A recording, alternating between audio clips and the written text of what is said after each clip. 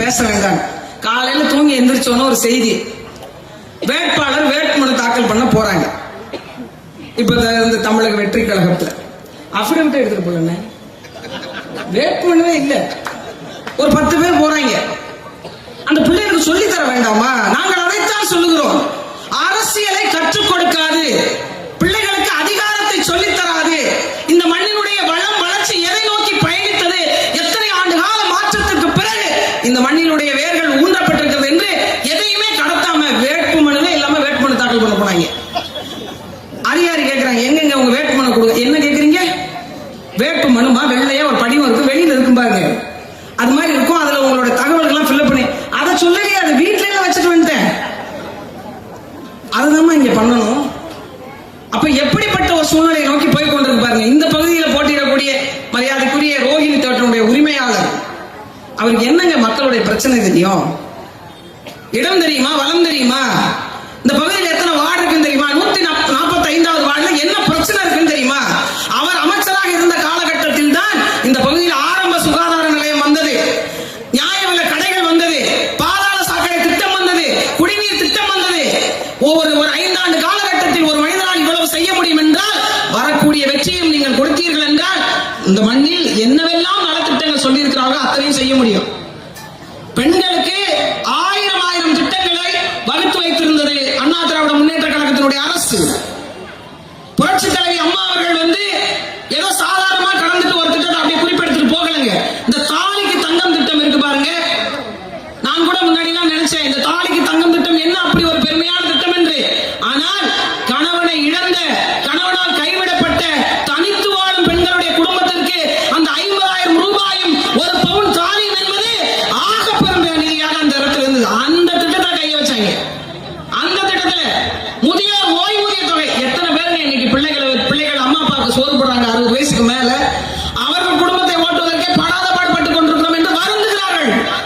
அப்படி இருக்கும் பட்சத்துல அந்த முதியோர் ஓய்வூதிய தொகையை இந்த அரசு நிறுத்திச்சு. ஆம்பளை பிள்ளைங்க இருந்தா கொடுக்க மாட்டோம், ஏன்னா அவங்க இருந்து உங்களுக்கு நலத்திட்டத்தை செய்யணும்.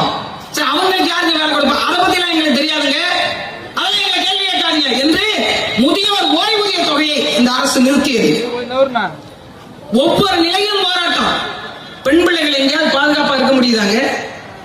ஒரு குற்றம் நடக்குதுங்க, இந்த இடத்தில் தண்டனை கடுமையாக்கப்படும் என்ற ஒரு பயம் காவல்துறை மீது இருக்கா?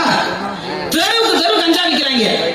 பள்ளிக்கூடம் போகின்ற பிள்ளைகளுடைய பையில் கஞ்சா பொட்டலத்தை தேடுகிறது என்றால் இந்த சமுதாயம் எதை நோக்கி போய் கொண்டிருக்கிறது என்று பாருங்க. இதே இந்த பகுதியில மெயின் சாலையில ஒரு மதுக்கடையை திறக்கிறாங்க, ஒரு டாஸ்மாக் திறக்கிறாங்க. பொதுமக்கள் எல்லாம் ஒன்று சேர்ந்து போராடுறாங்க. 10 நாள் அந்த டாஸ்மார்க்க மூடுறோம் சொன்னாங்களா இல்லையா? மூடிட்டாங்களா? பொதுமக்களுக்கு இடையூறு தருகின்ற இடத்தில் ஒரு டாஸ்மார்க் இருக்கு என்று போராடி கூட மூடாத இந்த அரசுக்கு நாம் மூடு விழா செய்ய வேண்டுமா வேண்டாமா? அதற்காகத்தான் அண்ணா திராவிட முன்னேற்ற கழகத்தினுடைய தலைமையிலான அரசை நிறுவ வேண்டும் என்று சொல்லுகிறோம். நீங்க சிந்திச்சு பாருங்க. தாத்தா மன்னர், அவருடைய மகன் மன்னர், அவருடைய பேரன் மன்னர், அவருடைய மகனும் இளைய மன்னராக முடிசூட்டப்படுவார். அதற்கு பேர் ஜனநாயகமா?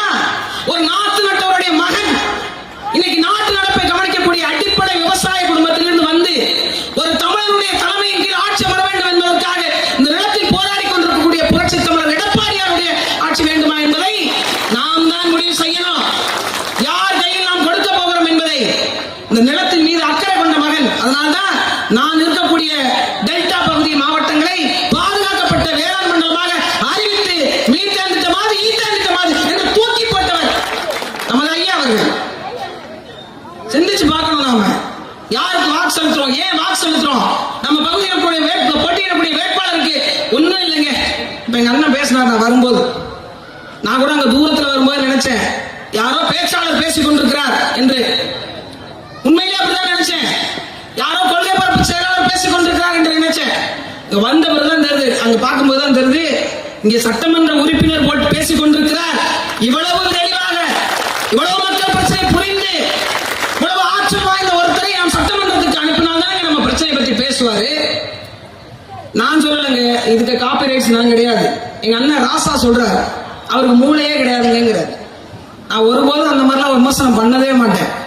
மரியாதைக்குரிய முன்னாள் முதலமைச்சர், அதனால அவர் அப்படி சொல்லக்கூடாது. ஆனா அவர் கட்சியில் இருக்க ஒருத்தர் சொல்ற, அவருக்கு அறிவே கிடையாதுங்க.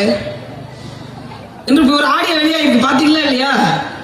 பேசுற கட்சியை கைப்பற்றுவதற்கு நான் தயாராகி கொண்டிருக்கிறேன் என்று பேசுற கட்சியே அந்த நிலைமையில தான் இருக்கு. அவர்கள்ட்ட மீண்டும் ஆட்சியை தந்தால் என்ன மாறும்? 10 லட்சம் கோடி கடன். அதை தாண்டி தமிழக அரசு சாதித்தது என்ன சாதிச்சது? கொரோனா காலம் 4 ஆண்டு காலம், அல்ல 2 ஆண்டு காலம் நம்ம லாக்டவுன் மாட்டிக்கிட்டோம், வெளியே வர முடியல.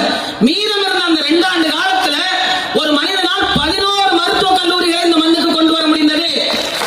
65க்கும் மேற்பட்ட கலை மற்றும் அறிவியல் கல்லூரிகளை கொண்டு வர முடிந்தது. 4 வேளாண் கல்லூரிகளை கொண்டு வர முடிந்தது. 4 சட்டக் கல்லூரிகளை கொண்டு வர முடிந்தது. 2 ஆண்டு காலத்தில் 40,000 கோடி செலவு செய்ய முடிந்தது. கலால் வரி, சொத்து வரி, பத்திரப்பதிவு, எந்த வருமானமும் இல்லாத காலகட்டத்தில் கூட மக்களை கண்கலங்காம பார்த்திருந்த ஒரு மனிதன். ஏனென்றால் இந்த மண்ணிற்கு சொந்தக்காரர், இந்த மண்ணை நேசித்த பெருமகன் அவர். இதனால செய்ய முடிந்தது. நாம என்ன சொல்ல போறோம்? இப்ப சொல்லிட்டாங்க 2.0ங்கிறாங்க. 2வே தாங்கல, 2வே இன்னும் எங்களுக்கு விளங்கல. இல்ல 2.0 என்ன கன்றாவியா இருக்குமோ தெரியல. 8,000 ரூபாய்க்கு ஒரு கார்டு, ஒரு கூப்பன் தருவாங்களா? இந்த கூப்பன் எப்ப தருவாங்க தெரியுமா? 2029 பாராளுமன்ற தேர்தல் வரும் பாருங்க. ஏன்னா இப்ப கொடுத்தாங்கல்ல, இந்த 1000 ரூபாய் பணத்தை கொஞ்ச நாள் கொடுக்க முடியல. தேர்தல் வரப்போகுதுன்னு என்ன பண்ணாங்க? 3000 ரூபாய சேர்த்து போட்டாங்க. அந்த மாதிரி இந்த தேர்தல் வரைக்கும் நம்மளை கண்டுக்க மாட்டாங்க. 2029 தேர்தல் அப்ப இந்த 8,000 ரூபாய் கார்டு வரும். அதையும் அந்த போன்ல தான் சொல்றாங்க. நீங்கள் மிக்சி வாங்க வேண்டுமா? நீங்கள் கிரைண்டர் வாங்க வேண்டுமா? ஆமா, அப்படிதான் சொன்னாங்க. நீங்கள் ஃப்ரிட்ஜ் வாங்க வேண்டுமா? நீங்கள் டிவி வாங்க வேண்டுமா? எனக்கு என்னமோ சத்யாவின் ஆஃபர் என்றென்றும் சூப்பர் ஒரு விளம்பரம் வருதுல, சத்தியமா எனக்கு அப்படிதான் தோணுச்சு. ஒரு நலத்திட்டம் எப்படிங்க அறிவிக்கணும்? ஒரு நலத்திட்டம், நான் வந்தா வேலை வாய்ப்பை கொடுப்பேன், பெண்களுக்கான வாழ்வாதாரத்தை உறுதி செய்வேன், அல்லது இப்ப பேருந்து இலவசம் சொல்றேன், இப்ப பெண்களுக்கு கொடுத்தது போன்று ஆண்களுக்கும். எனக்கு ஒரு கிராமப்புறத்துல இருந்து ஒரு வேலைக்கு செல்லக்கூடிய ஒரு கொத்தனார், சித்தால் வேலை பார்க்கக்கூடிய, அன்றாட கூலி வேலை பார்க்கக்கூடியவர்கள் ஒரு நாளைக்கு 15 ரூபாய், 20 ரூபாயில இருந்து 30 ரூபாய் வரைக்கும் பேருந்து கட்டணம் போகுது. அதுக்கு அதை நான் கொடுக்குறேன், அது அவங்களுக்கு மிச்சமாகும் என்று இப்படிலாம் ஒரு ஃப்ரிட்ஜ் கொடுக்குறேன், ஒரு டிவி கொடுக்குறேன், ஒரு மிக்சி கொடுக்குறேன், அந்த தேவை பொருள் இருக்கு, இதை எடுத்து உங்க வீட்டுல சேர்க்கிறேன், நியாய விலை கடை பொருள் உங்க வீட்டுக்கே வரும்படி செய்யறேன், நீங்க மலம் சார்ந்த தொழிற்சாலையை உருவாக்குறேன், அதுல உங்களுக்கு வேலை தர்றேன், நீர்நிலை குடிமராமத்து பணிகளை நான் சரி செய்து கொடுக்குறேன். இப்படிதானே சொல்லணும். ஒரு கூப்பன் கொடுக்குறேன், நீங்க கடைக்கு போங்களேன், ஒரு 2000 ரூபாய்க்கு துணி எடுத்தீங்கன்னா உங்களுக்கு ஒரு பரிசு கூப்பன் இலவசம் எல்லா பெரிய கடையிலையும் தருவாங்க. இப்ப அந்த பரிசு கூப்பன் கொடுக்குற கம்பெனி யார் தெரியுமா? திமுக தான். இதை நீங்க வாங்கி வச்சுக்கணுமா? நீங்க மிக்சி வாங்க போனோமா அந்த கூப்பனை கொண்டு போய் காட்டணுமா? அவர் இந்த இதுல மைனஸ் பண்ணிட்டு 2,500 ரூபாய் மிக்சிங்க, அதுல 2,500 ரூபாய் லெஸ் பண்ணியாச்சு, பேலன்ஸ் அமௌண்ட் இதுல இருக்கிற கூப்பன்ல குறிச்சு கொடுப்பாரா? என்ன நடக்கும்? இந்த ஐடியாவை கொடுத்தது யாரு தெரியுமா? எங்க அக்கா கனிமொழி. அங்கதான் கனிமொழி அக்கா. ஏன்னு கேளுங்க, விவசாயிகள்லாம் ஒன்று கூடி ஒரு கரும்பை உற்பத்தி செய்து ஒரு சர்க்கரை ஆலை வச்சிருந்தாங்க திருமண்டாங்குடியில. அந்த சர்க்கரை ஆலையை வெறும் 80 கோடி ரூபாய்க்கு வாங்கி சாராய ஆலையா மாத்தி வச்சிருக்காங்க அக்கா கனிமொழி. அவங்க வந்துனா உங்களுக்கு டாஸ்மார்க் மூட போறாங்களா? சாராயம் தயாரிக்கிறது அந்த அம்மா தான். இதை நான் சொல்லிவிட்டேன்னு என் மேல போய் கேஸ் கொடுத்தாங்க. போன 2024 பொண்ணு நினைக்கிறேன், வழக்கு கொடுத்தாங்க என் மேல. நான் பொது வழியில என்ன சொல்லிட்டேன், இந்த ஆலை உங்களுக்கு சொந்தம் இல்லைங்க, எனக்கு சொந்தம் இல்லைன்னு எழுதி கொடுத்துருங்க. ஏன்னு கேளுங்க, அது கிட்டத்தட்ட 2,000 கோடி சொத்து. 2,000 கோடி சொத்தை 80 கோடி ரூபாய்க்கு வாங்கியிருக்காங்க. அதுக்கு முழுசா இன்னும் பணம் கட்டல, 25 கோடி 30 கோடியா தான் கட்டியிருக்காங்க. எழுதி கொடுத்துருங்க, நான் பொது வெளியில மன்னிப்பு கேட்கிறேன். இன்னி வரைக்கும் எழுதுறாங்க. என்ன சொல்ல முடியாது பாருங்க, மக்களுடைய சொத்து. மக்கள் சொத்தை ஆட்டையை போட்டு ஒண்ணுமே இல்லாத ஒரு குடும்பம் இன்னைக்கு எந்த இடத்துல உட்கார்ந்து பாருங்க. அவரை நம்பி ஒரு பேங்க் ஒரு கடன் கொடுக்கலங்க, கார் லோனு. வருத்தமா இருக்கா இல்லையா? இந்த பேங்க்ல நான் வன்மையா கண்டிக்கிறேன். ஒரு கார் லோன் வழங்கல தமிழ்நாட்டுடைய முதலமைச்சர். கார் இல்லைங்க, 80 கோடி ரூபாய் சொத்து காமிச்சிருக்கிறார். இவர்கிட்ட சம்பளம் வாங்குற ஒருத்தர். அப்ப ஓனரோட நிலைமையை பாருங்களேங்க. அது அதை விட பொறுமை. கையில காசு வச்சிருப்பாங்கல்ல, கேஷ் இன் ஹேண்ட் சொல்லுவாங்க ஆங்கிலத்துல. கையில காசு 10,000 தாங்க வச்சிருக்காரு. நான் சொல்லல, அவரே தேர்தல் ஆணையத்துல கணக்கு காட்டியிருக்காரு. வெறும் 10,000 ரூபாய் தான் வச்சிருக்காரு. கேஷ் பேங்க் இருக்கு பாருங்க, பேங்க் 40,000 ரூபாய் வச்சிருக்காரு. மொத்தமாவே அவர் எப்படின்னா அடிச்ச கைப்பிள்ளைக்கே எப்படின்னா அடி வாங்கினவனுக்கு எப்படி இருக்குன்ற மாதிரி சம்பளம் வாங்குறவற்றை 800 கோடினா சம்பளம் கொடுக்கறவற்ற எவ்வளவு இருக்கணும். ஆனா கணக்கு காட்டுறாங்க பாருங்க, எங்கள்கிட்ட கார் இல்ல, வடிவேல் பாக்கெட்ல கையை விட்டு இப்படி பண்ணுவா இருந்தீங்களா? எங்களெல்லாம் பார்த்தா உங்களுக்கு எப்படி தெரியுது? 2 வயசுல கார் குத்துனது. இங்க உட்கார்ந்து இருக்கிறவங்களுக்கு அப்பப்ப குத்தி இப்படி 30-40 வருஷத்துக்கு மேல இருக்கும். இன்னும் நீங்க சொல்றதை நாங்கள் நம்பிக்கொண்டே உட்கார்ந்துருப்போம். எல்லா ரெஃபிடவிட்டையும் எடுத்துருவோம். நாங்களும் எங்களுக்கும் தெரியும் என்ன செய்யணும் என்ன செய்யக்கூடாது, எதை பார்க்கணும் எதை பார்க்கணும். தமிழ்நாட்டு மக்களை அவ்வளவு முட்டாள்களாக இவர்கள் நினைத்துக் கொண்டிருக்கிறாங்க. அவ்வளவு முட்டாள்களாக. சாதியை வைத்து நாங்கள் அரசியல் செய்ய மாட்டோம். ஒரு இடத்திலேயாவது ஆதி தமிழ்குடி மக்களுக்கான பொது அமைச்சரவை கொடுத்திருக்காங்களா? ஆதி தமிழ்குடி நலத்துறையை தவிர அவங்க திராவிடர் வச்சிருக்காங்க, நான் தமிழ்குடின்ற அந்த துறையை தவிர இந்த மக்களுக்கு என்ன கொடுத்திருக்காங்க? நான் கூட பார்த்தேன், விடுதலை சிறுத்தை கட்சி எங்க அண்ணன் மரியாதைக்குரிய திருமாவளவன் அவர்களை நினைச்சா எனக்கு உண்மையிலே பாவமா இருக்கு. உண்மையிலே 2001 8 சீட்டுங்க, 25 வருஷத்துக்கு பிறகு இப்பயும் 8 சீட்டுங்க. நீ சிந்திச்சு பாருங்க, 2001 8 சீட்டு, 2026 8 சீட்டு, 25 ஆண்டுகளாக அதே நிலைமையில் அந்த மக்களை வைத்திருக்கிறாங்க. காரணம் என்ன? அவன் வளர்ந்து விட்டால், கேள்வி கேட்டு விட்டால் அதிகாரத்தை நோக்கி புறப்பட்டு விடுவான் என்று.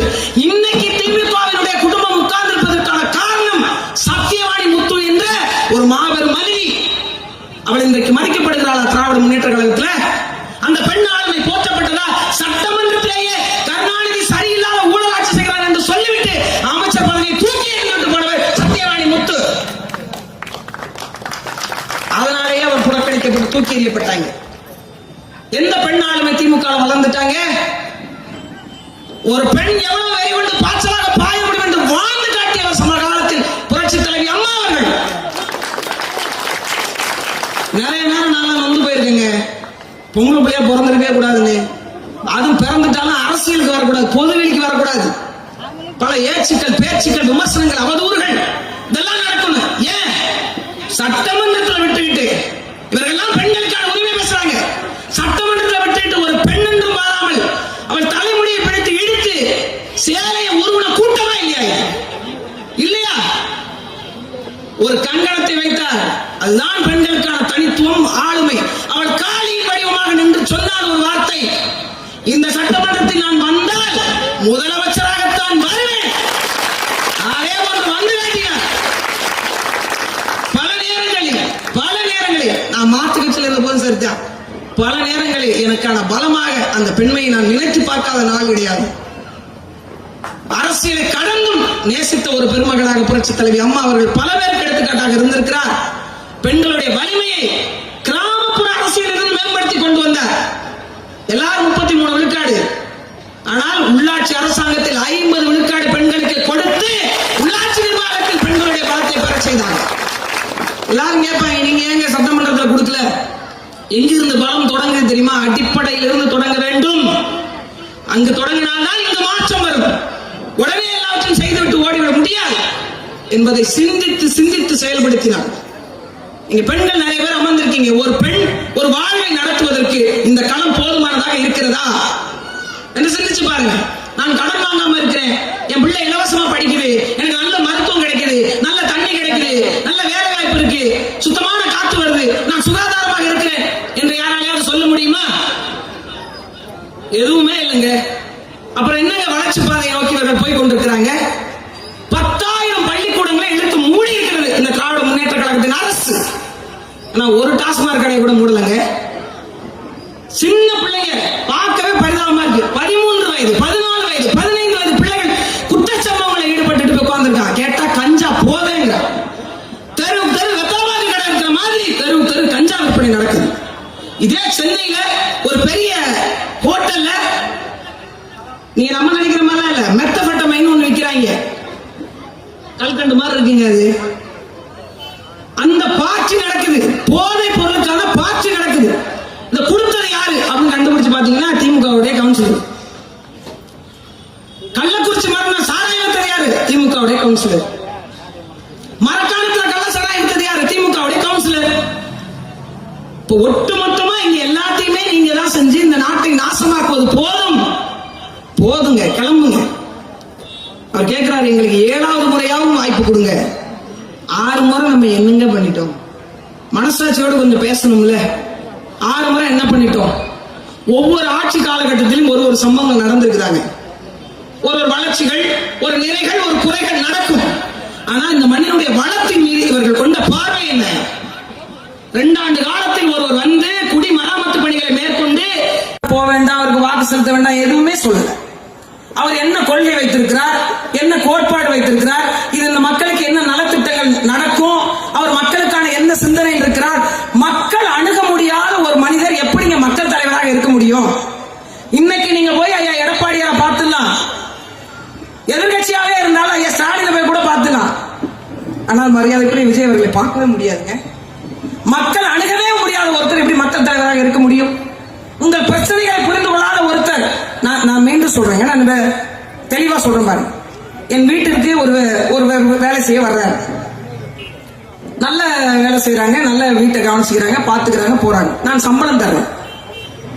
சம்பளத்தை வாங்கி கொண்டு ஒரு 5 ஆண்டு காலம் 6 ஆண்டு காலம் அவர் நல்ல வேலை பார்க்கிறாங்க. வீட்டுல ஒருத்தராவே மாறிட்டார். அதுக்காக என் வீட்டை அவர் எழுதி வைத்து விட முடியுமா? முடியுமா? என் வாரிசாக நான் சொல்லிவிட முடியுமா?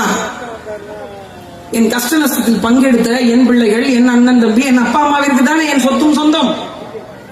நான் செத்து விழுந்து மடிந்தால் 15 நாள் காரியத்தில் என் வீட்டார் தானே அமர்ந்திருப்பார். எவ்வளவுதான் நான் தூக்கி தூக்கி படியில் வைத்திருந்தாலும் அவருக்கு 1 மணி நேர இரங்கல் மட்டும் தானே. என்றால் நீங்கள் மக்களுக்கானவர் யார் என்று பார்க்க வேண்டும், சிந்திக்க வேண்டும். இளைஞர் பெருங்கூட்டம் எதற்காக இந்த அதிகாரம் என்பதை பார்க்க வேண்டும். வெறும் வாக்கை பிரித்து விட்டு போவதல்ல அரசியல். எளிய மக்களுக்கான அதிகாரத்தை நிறுவுவதற்கு பேர் தான் அரசியல். அந்த அதிகாரத்தை நிறுவுவதற்காகத்தான் இந்த ஏற்கனவே நாம் செலுத்திக் கொண்டிருக்கக்கூடிய மீது செலுத்திக் கொண்டிருக்கக்கூடிய ஆதிக்கத்தை வேறெடுக்கத்தான் திராவிட முன்னேற்ற கழகத்தை தூக்கி எறிய வேண்டும் என்று சொல்லுகிறோம். நீங்க ஒரு அமைச்சர்கிட்ட போய் பேச முடியல. பேருந்துல இலவசம் நாம கேட்கல, முதல்ல அவங்க தான் கொடுத்தாங்க. ஆனா அந்த அமைச்சர் வந்து என்ன பேசுறாரு? எப்படி போறீங்க? ஓசி பஸ்ல போறீங்களாங்கிறாரு. உண்மையிலேயே ஓசியில போற யார் தெரியுமா? அவரு தான். அவர் போற வண்டி நம்ம பணம். அவருக்கு பிஏ அலவன்ஸ் கொடுக்குறாங்க, அது நம்ம பணம். அவருக்கு டிஏ அலவன்ஸ் கொடுக்குறாங்களா, அது நம்ம பணம். அவருக்கு ஓட்டுநர் கொடுக்குறாங்க, அது நம்ம காசு. அவருக்கு படி செலவு கொடுக்குறாங்க, அது நம்ம காசு. அவருக்கு சட்டமன்ற உறுப்பினரா இல்லைனாலும் பென்ஷன் வாங்குறாரு, அதுவும் நம்ம காசு. மொத்தமாவே அவர் தான் ஓசி. நம்மள கேட்கிறாரு ஓசி. நமக்கு அந்த கோபம் வர வேண்டாமா? 1000 ரூபாய் என்பது நான் கொடுக்கின்ற வரி பணத்திலிருந்து எனக்கு திருப்ப கொடுப்பது. ஆனா அவர் என்ன சொன்னா தெரியுமா? உங்களுக்கு 1000, உங்க பொண்ணுக்கு 1000, நீங்க 1000 ரூபாய் வாங்கி செல்போன்ல ரீசார்ஜ் செய்து கொண்டு போர்வை எடுத்துக்கொண்டு போய் பேசிக் கொண்டிருக்காங்க ஒரு அமைச்சர் பேசினார். தமிழ்நாட்டில் இருக்க ஒட்டுமொத்த பெண்களுக்கும் கோபம் வந்திருக்கணும். ராமநாதபுரம் மாவட்டத்தில் பாசி எடுக்க போன ஒரு பெண்ங்க, பாசி எடுக்க போன ஒரு பெண் 6 பேரால பாலியல் வன்கொடுமைக்கு ஆளாக்கப்பட்டு தலையில கல்ல தூக்கி கொலை செய்யப்பட்டார். இந்த வழக்கை எடுப்பதற்கு யோசிக்குதுங்க ஆளு வர்க்கம். ஒரு குழந்தை மீதான பாலியல் வன்கொடுமை வழக்கை இவங்க எடுக்கல. வழக்கு உயர்நீதிமன்றம் போகுது. ஒரு அரசு என்ன செய்யணும்?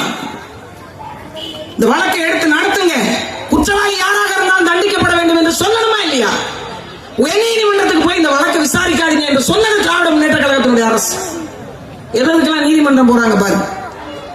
அப்ப இங்க என்னவாக நம்மளுடைய மக்களுடைய பிரச்சனை பார்க்கப்படுகிறது? நம் பொருளாதாரத்தின் மீது அக்கறை இல்ல, நம்மளுடைய வாழ்வியல் குறித்து அக்கறை இல்ல, நம் வளம் குறித்து அக்கறை இல்ல, இயற்கை நலன் குறித்து அக்கறை இல்ல. ஆனால் இந்த மண்ணை ஆள துடிக்கிறார்கள். எங்க அண்ணன் கணபதி கடந்த 5 ஆண்டுல இந்த தொகுதியில் என்ன செஞ்சார் சொல்லுங்க?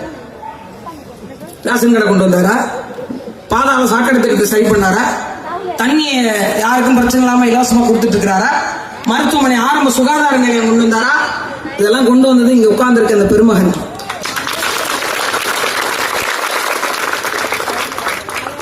மக்கள் நம்மளை நம்பி வாக்கு செலுத்துறாங்க. கொஞ்சமாவது உண்மையா இருக்க வேண்டாமா?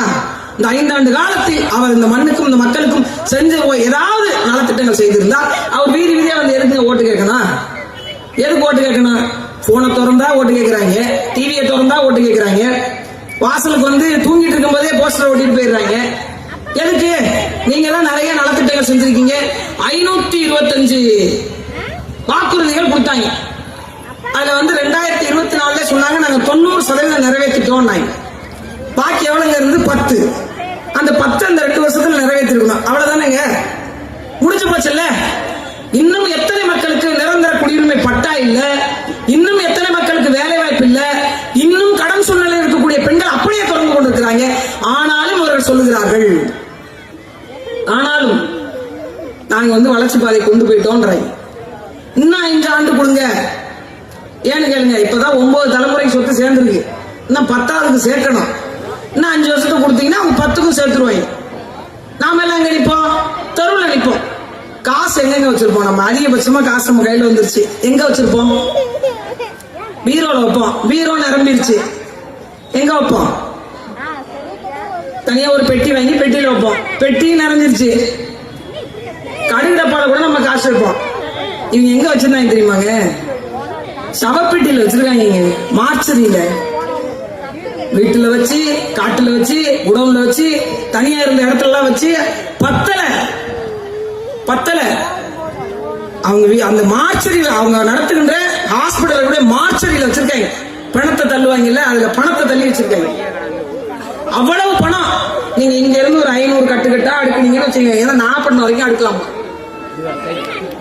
ஆமாங்க, பல இளைஞர்களுடைய காலை நேர உணவா இருக்கட்டும், மதிய நேர உணவா இருக்கட்டும், ஒரு 20,000 ரூபாய் 15,000 ரூபாய் சம்பளம் வாங்குற பிள்ளைங்க ஒரு உணவகத்துல போய் ஒரு நாளைக்கு 200 ரூபாய் 100 ரூபாய் செலவு பண்ணி சாப்பிட முடியாது. அம்மா உணவகம்னு ஒரு உணவகத்தை கொண்டு வந்தாங்க அம்மா. அந்த இடத்துல போய் காலையில ஒரு 10 ரூபாய்க்கு இட்லி சாப்பிட்டா போதும், ஒரு 15 ரூபாய்க்கு ஒரு சாப்பாடு சாப்பிட்டா போதும் என்று இருந்த அந்த உணவகத்தை இழுத்து மூடினாங்க. எத்தனை பேரோட பரிதவிப்பு தெரியுமா? வேலை இல்லாமல் வேலை தென்றலுக்கு தேடிக்கொண்டிருக்கக்கூடிய எத்தனை இளைஞர்களுக்கு உணவுப்பட்ட அந்த கூடத்தை ஒழித்து கட்டினாங்க இவங்க. மீண்டும் அந்த உணவகங்கள் திறக்கப்பட வேண்டும் என்றால் நீங்கள் வெற்றி சின்னமாம் இரட்டை இலைக்கு வாக்கு செலுத்தி வெல்ல வைக்க வேண்டும். நான் அதிமுகவிற்கு வந்து பேசுகின்ற முதல் மேடை இது. இந்த இடத்தில் நான் சொல்லுகிறேன், உறுதியாக சொல்லுகிறேன், வருகின்ற ஆட்சி அண்ணா திராவிட முன்னேற்ற கழகத்தின் ஆட்சிதான். பல நேரங்களில் பல சூழல்களில் நம் நாடு மிகப்பெரிய பொருளாதார ஏற்ற இறக்கத்தை சந்தித்த போதும் கூட அதை தூக்கி நிறுத்தி இருக்கிறது அண்ணா திராவிட முன்னேற்ற கழகம். இங்க எல்லாம் சொன்னாங்க நிறைய பேர், இல்லப்பா அவங்க எல்லாம் செதஞ்சு போயிட்டாங்கப்பா, அவங்க ஒன்னும் இல்லப்பா, முன்ன மாதிரி இல்லப்பா, அது அம்மா இருக்கிற மாதிரி ஆகாதுப்பா என்று. ஒரு ஜனநாயகம் எங்கிருந்து தொடங்குகிறது தெரியுமா? ஒரு கட்சியினுடைய அடிப்படை உறுப்பினர் இருந்து ஒருவர் தொடங்கி வந்து ஆட்சி அதிகாரத்தை அமர்கிறானோ அங்குதான் ஜனநாயகம் வலுப்பெறுகிறது. அப்படி அமர்ந்திருக்கிற வலு அண்ணா திராவிட முன்னேற்ற கழகத்தின் வலு. நான் மீண்டும் சொல்றேன், நீங்க பெண் உரிமை பேசக்கூடிய திராவிட முன்னேற்ற கழகம் அக்கா கனிமொழி அவர்களை கட்சியினுடைய தலைவராக முதலமைச்சர் கேண்டிடேட்டாக அறிவிக்க முடியுமா? வாய்ப்பு இருக்கிறதா? எங்க அண்ணன் ராசா அதற்காக துடித்துக் கொண்டிருக்கிறாரு. அதற்கான சந்தர்ப்பமோ சூழ்நிலையோ அமைய வாய்ப்பு இருக்கிறதா? வாரிசை தவிர வேற யாராவது அந்த இடத்தில் வந்து நிற்க முடியுமா? ஆனால் இந்த கட்சி அப்படிப்பட்டதல்ல. ஒரு சாமானியனும் சாதனை படைக்க முடியும் என்பதை விளக்கி காட்டியிருக்கக்கூடிய ஒரு அமைப்பு. அப்படிப்பட்ட ஒரு அமைப்போடு உடன் நிற்பது நமக்கு மிகப்பெரிய ஒரு கொடுப்பினை. இன்னைக்கும் ஆதி தமிழ்குடி மக்கள் வரக்கூடிய ஊராட்சி மன்ற தலைவர்கள் அம்மா ஆட்சி காலத்தில் மட்டும் சுதந்திரமாக இருந்தார்கள். ஐயா எடப்பாடியார் ஆட்சி காலத்தில் சுதந்திரமாக இருந்தார்கள். இன்னைக்கு அவர்களால போய் அந்த சீட்ல உட்கார முடியலங்க. அந்த சீட்ல உட்கார முடியல. என்ன 8வது தான் படிக்கிறார். அவரும் அவர் நண்பரும் சேர்ந்து ஒரு 6 வயது குழந்தைய கொண்டு போய் பாலியல் வன்கொடுமை செஞ்சிருக்காங்க. அந்த பிள்ளைக்கு என்னன்னு தெரியாது, இந்த பிள்ளைக்கு என்னன்னு தெரியாது. தெரியாதுங்க. கூப்பிட்டு கேட்கறாங்க அந்த பிள்ளை, அந்த பையனை அவங்க பிடிச்சிட்டாங்க. பிடிச்சி கேட்கறாங்க. 6 நாள் கழித்து அவர் கைது செய்யப்பட்டார். அந்த பிள்ளை கூப்பிட்டு கேட்கறாங்க, எதுவுமே தெரியலங்க, அவன் சுயநினைவிலே இல்லை. 3 நாளுக்கு முன்னாடி போட்ட அந்த போதை அவன் அந்த நேரத்திலும் தள்ளாடி கொண்டிருக்கிறான். ஒரு 8ஆம் வகுப்பு படிக்கக்கூடிய வயது. அந்த வயதில் அவனுக்கு கஞ்சா பொட்டலம் எளிமையாக கிடைக்கிறது என்றால் இங்கு சட்டம் ஒழுங்கு சந்தி சிரிக்கிறதா இல்லையா கூட பார்க்க முடியலங்க. ஒரு நல்ல காத்து கிடையாது. ஒரு மரம் வளர்ப்பு குறித்து இருக்கின்ற ஏரி கம்மா எல்லாத்தையும் முடிச்சு விட்டாச்சு. ஒரு மரம் வளர்ப்பு பத்தி இந்த அரசு ஏதாவது செய்திருக்கிறதா? இந்த குடிமராமத்து பணிகள் அவர் செஞ்சு விட்டுட்டு போனாரு. நடந்தாய் வாழி காவேரின்னு ஒரு திட்டம். காவேரி படுகை முழுக்க இருக்கக்கூடிய வழிகளை சமப்படுத்துறதும் சரி செய்யறதும் மரங்கள் நடுறதும் அது அதிமுக ஆட்சி காலத்தில் கொண்டு வரப்பட்டது. அந்த ஒற்றை காலத்துக்காக தடுத்து நிறுத்தி வச்சிருக்காங்க. 12,000 கோடி திட்டம். இந்த காலத்துல கொண்டு வந்துட்டாங்க. அதனால நம்ம நடத்திடக்கூடாது, ஏன்னா பேரு ஐயா எடப்பாடிக்கு போயிடும் அப்படிங்கிறதுக்காக அந்த திட்டம் நிறுத்தி வைக்கப்பட்டது. அதே போன்றுதான் ஆடு மாடுகள் வழங்கும் திட்டம், கால்நடைகள் வழங்குற திட்டம், இந்த மருத்துவ உதவி திட்டம், மகப்பேறு உதவித்தொகை திட்டம் முன்னாடி ஒரு 6,000 ரூபாய் அப்புறம் 12,000 ரூபாய் கொடுத்துட்டு இருந்தாங்க. 2 குழந்தை பிறந்தது அப்படின்னா அந்த பிள்ளைகளுக்கான ஒரு காப்பீடு மாதிரி போட்டு வச்சுக்கிறதுக்கு வழங்குற திட்டம் அது. அந்த திட்டத்தை நிறுத்தினாங்க. இந்த தாலிக்கு தங்கம் வழங்குற திட்டத்தை நிறுத்தினாங்க. இவர் வந்து ஒரு தடவை சொன்னார், எடப்பாடி அவர்கள் 2,500 ரூபாய் கூடுதல் பரிசு கொடுத்துருக்கோம். ராமானுஜமே தோற்றுருவார். அவர் சொன்னார், நீங்க 5,000 ரூபாய் கொடுக்கணும், கூடுதல ஒரு 1,000 ரூபாய் கொடுக்கணும். எங்க ஊர் கணக்குப்படி 2,500, 1,000, 4,000 தான். நான் படிச்ச ஒரு வாத்தியார்த்த அவங்களுக்கு மட்டும் 5,000. சரி வந்தா இவர் 5,000 ரூபாய் கொடுத்துருவாரு போல அப்படின்னு நாம நினைச்சோம். அந்த கொடுத்தாரு பாருங்க. முதல்ல காசே கொடுக்கலங்க, அதுக்கு பிறகுதான் ஏதோ போட்டு சமாளிச்சு ஏதோ கொடுப்போம் அப்படிங்கிற மாதிரி. எனக்கு பிரச்சனை பெருசாயிடுச்சு. அவங்களால இந்த காசு கொடுத்தாங்க, நீங்க ஒண்ணுமே பண்ணலையே அப்படி. இன்றைக்கும் நான் சொல்லுகிறேன், நான் மீண்டும் சொல்லுகிறேன், இலவசத்தை தாண்டி நம் உரிமை என்ற ஒரு விடயம் இருக்கிறது. அதை மக்கள் புரிந்து கொள்ள வேண்டும். காலம் காலமாக நாம் கடந்து வந்த பாதையெல்லாம் தெளிவு பெற்று வரக்கூடிய அரசியல் தேர்வை நாம் முடிவு செய்ய வேண்டும். என்னென்ன திட்டங்கள் சொல்லியிருக்கிறாங்க நீங்க பார்க்கணும். மாணவர்களுக்கு, மீனவர்களுக்கு, விவசாயிகளுக்கு, பெண்களுக்கு, தொழிலாளர்களுக்கு எல்லாவற்றுக்கும் சேர்ந்து ஒரு வரைவை, கிட்டத்தட்ட 300க்கு உட்பட்ட வரைவை அண்ணா திராவிட முன்னேற்ற கழகம் கொடுத்திருக்கிறது. வீட்டுக்கு ஒரு ஃப்ரிட்ஜ் கொடுப்போம் அப்படிங்கிறது, நானே முன்னாடிலாம் ஒரு சில இடத்துல இந்த டிவி கொடுக்கறது, மிக்சி கொடுக்கறதுலாம் நான் விமர்சனம் செய்திருக்கிறேன், நான் மறுக்கல. ஆனா ஒரு குடிசை வீடு ஒத்த லைட் எரியுது, அந்த அம்மா தேங்காய் அரைக்கிறதுக்கு அம்மியை பயன்படுத்துறாங்க, முடியல, வயசாயிடுச்சு, என்ன பண்றது? பக்கத்து வீட்டுல போய் அரைச்சிட்டு வரும்போது நமக்கு அது புலப்படுது. அந்த வீட்டுல ஒரு இலவச மிக்சி இருந்தா அந்த அம்மா அரைச்சிருக்குமே அப்படின்ற விஷயம் அவங்க சொல்றாங்கல்ல நமக்கு. அப்படி ஒரு சாமானிய மக்கள் சொல்லும் போது நமக்கு அது புலப்படும். இதனால் இந்த திட்டம் உங்கள் கைகளில் நேரடியாக 2 கட்சிக்கு என்ன தெரியுமா வித்தியாசம்? இவங்க வெறும் காகிதத்தில் கொடுப்பாங்க, அதிமுக கைகளில் கொண்டு வந்து சேர்க்கும். 2 கட்சிகளுடைய வித்தியாசம் அதுதான். மக்கள் வாழ்வியலோடு கலந்த திட்டங்களை அண்ணா திராவிட முன்னேற்ற கழகம் அறிவித்திருக்கிறது. திராவிட முன்னேற்ற கழகம் மேடையில் உட்கார்ந்து கொண்டு 400 கோடி ரூபாய் பணத்தை கொடுத்து அந்த தேர்தல் வியூக வகுப்பாளர் கொடுப்பதை உங்களிடம் கொடுத்துக் கொண்டிருக்கிறது. 2க்கும் வேறுபாடு இருக்கிறது. என் வீட்டு மரணம் என் வீட்டாருக்கு மட்டும்தான் இழவு, மற்றவர்களுக்கு அது செய்தி. அப்படித்தான் அதெல்லாம் உணர்ந்து வரக்கூடிய தேர்தலில் நீங்கள் வாக்கு செலுத்தி வலிமை பெற செய்யுங்கள். ஒரு சாமானிய மக்களால் என்ன செய்துவிட முடியும் என்பதற்கான ஆக பெரும் உதாரணமாக 2 ஆண்டுகளில் அநேகமான நலத்திட்டங்களை செய்து முடித்திருக்கக்கூடிய ஐயா எடப்பாடியார் அவர்களுக்கு வலு சேர்த்துக் கொடுங்கள். இந்த புரட்சி தமிழன் ஒரு சாமானிய மனிதன், சட்டமன்றத்தினுடைய மொத்தத்தையும் தாங்கி பிடிக்கக்கூடிய அளவிற்கான ஆளுமை பெற்றவர் என்பதை அவர் காட்டிக்கொண்டே இருக்கிறார் ஒவ்வொரு சூழ்நிலை. நீங்க வேணும்னா பாருங்க, இந்த பக்கம் திமுகவினுடைய முதல்வராக முன்னாடி இருந்த ஐயா ஸ்டாலின் அவர்கள் உட்காருங்க, கையில இருந்து பேப்பர் கொடுக்காதீங்க. இந்த பக்கம் வரக்கூடிய வருங்கால முதல்வர் ஐயா எடப்பாடியார் அவர்களை இந்த பக்கத்தில் உட்கார வைங்க, அவர்களிடையே பேப்பர் கொடுக்க வேண்டாம். தமிழ்நாட்டினுடைய தற்போதைய சூழல் குறித்தும் இதற்கு முன்னாடி நடந்த ஆட்சி கால சூழல் குறித்தும் நீங்கள் கேள்வி எழுப்புங்கள். 2 பேர்ல யார் பதில் சொல்றாங்கன்னு உங்களுக்கே தெரியும். இத்தனைக்கும் அவர் மிகப்பெரிய அரசியல் வியூகதாரியினுடைய மகன், இவர் ஒரு அடிப்படை விவசாயியினுடைய மகன். நீங்க சிந்திச்சு பார்க்கணும், யாருக்கானவர் யார் என்று. ஒரு விவசாய நிலம், ஒரு கரும்பு தோட்டம். எனக்கு தெரிஞ்சு கரும்பு தோட்டத்துல கான்கிரீட் போட்ட ஒரே கட்சி திமுக தான். நடக்க மாறாங்க, ரெட் கார்பெட் போட்டு நடக்கிறாங்க.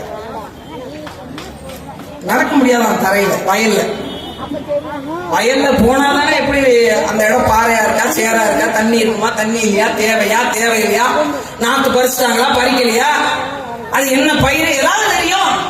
இவங்க கரும்பு காட்டுல கான்கிரீட் போட்டு அது ரெட் கார்பெட் போட்டா தான் நடப்பேங்கிறாங்க. இப்படி இருந்தா எப்படி மக்களுடைய வழி புரியும்? எப்படி புரியும்? அதுக்கு கரும்பு காட்ட பாதி காலி பண்ணிட்டாங்க. இவர் நடந்து வர்றதுக்காக இது எதுக்கு நம்ம போனாரு? கரும்புக்கு இழப்பீடு கொடுக்க போனாரு, காட்டை காலி பண்ணிட்டாங்க. இவன் மொத்த காட்டுக்கே இழப்பீடு கொடுக்கணும். ஆனா நீங்க ஐயாவை இறக்கி விட்டு பாருங்களேன், வேட்டியை மடிச்சு கட்டிட்டு நீங்க அருவா இருக்கு பாருங்க, அறுவடைக்கு வச்சிருக்கிறது வாங்கருவா, அதை வாயில வச்சுக்கிட்டு வேட்டியை மடிச்சு கட்டிட்டு இறங்குறாரு சேத்துல. ஏன்?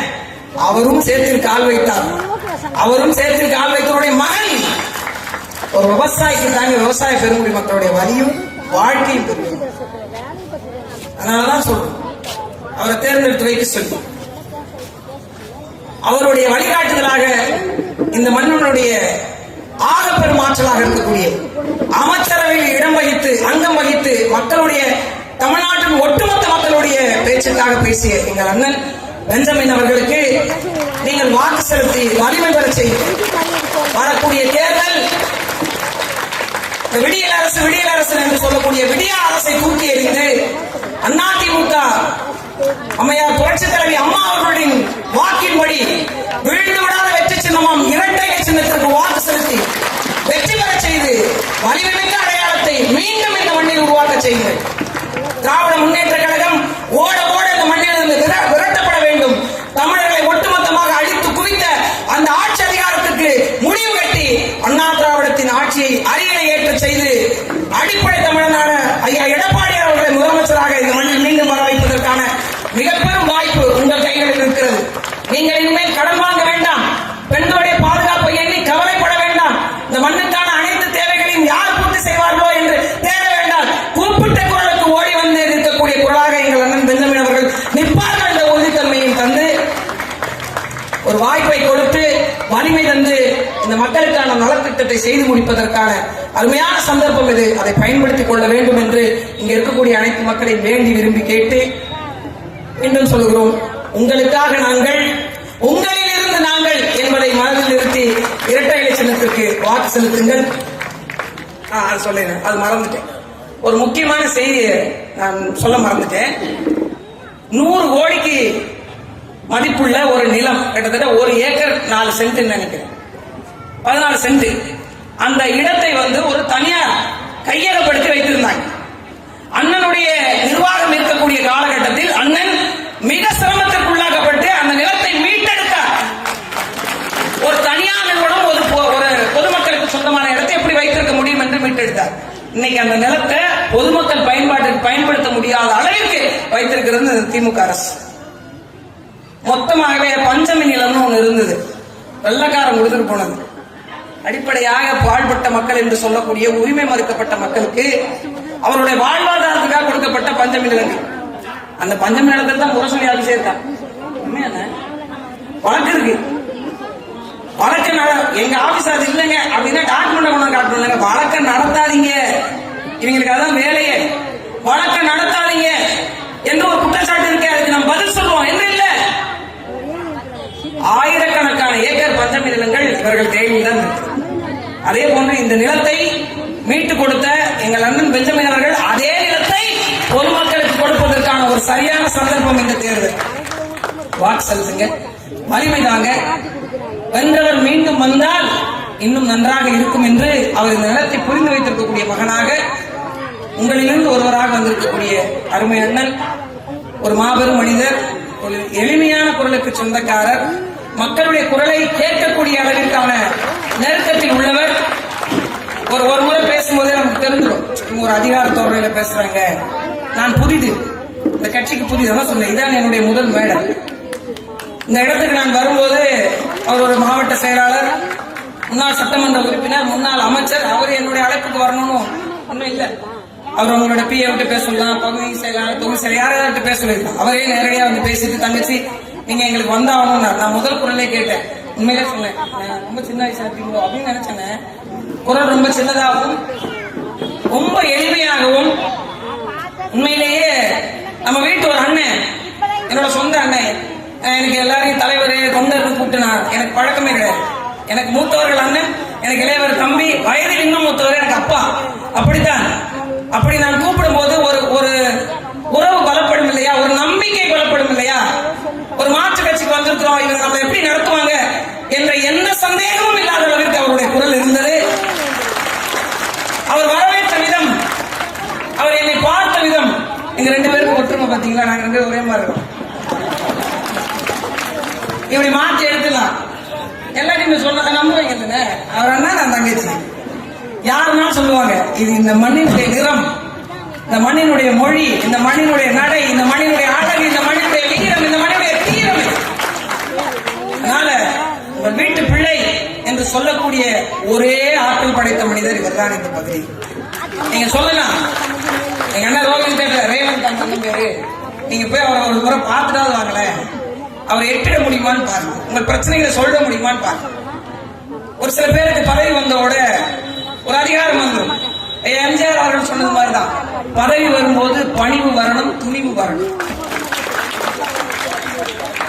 சரிங்களா? அப்பதான் ஒரு ஆட்சி அதிகாரத்தை வெல்ல முடியும், அதிகாரத்தை நிலைபெற செய்யவும் முடியும்.